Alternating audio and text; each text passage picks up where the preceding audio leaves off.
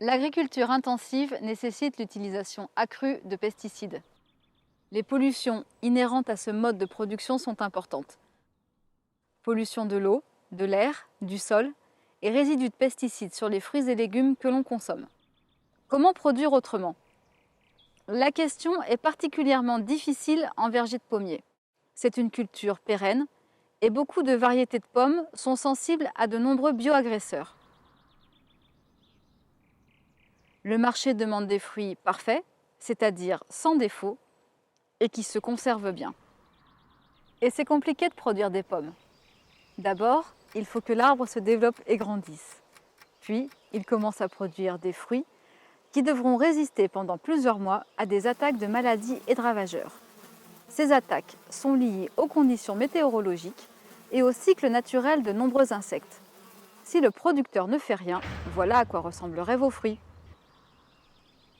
Et oui, produire des pommes, c'est compliqué. Alors, comment produire des pommes autrement? Pour répondre à cette question, une équipe de l'INRA, basée sur le domaine de Gautron, à proximité de Valence, dans la Drôme, a implanté un verger expérimental de pommiers en 2005. L'objectif est d'évaluer s'il est possible de diminuer les pesticides tout en conservant le potentiel de rendement et la qualité du fruit. C'est ainsi qu'est né le dispositif Bioréco. Bioréco, c'est quoi? Bioréco, c'est un essai grandeur nature de 3,5 hectares de pommiers. Avec des systèmes de culture différents, c'est-à-dire des modes, des manières de produire différents. Des vergers avec des pratiques identiques à celles des producteurs en agriculture conventionnelle.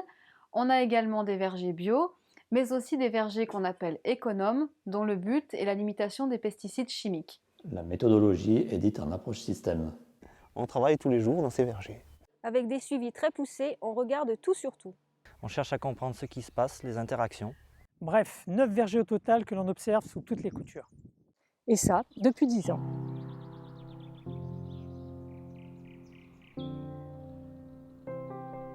Et après 10 ans, ce que l'on peut dire, c'est que oui, on a effectivement pu abaisser l'usage des pesticides. Pour y parvenir, il faut mettre en place de nombreuses actions. C'est difficilement applicable en l'état dans toutes les exploitations agricoles. Il y a des conditions particulières à la mise en œuvre des stratégies de protection. Pour finir, le choix de la variété de pommes que l'on implante est primordial.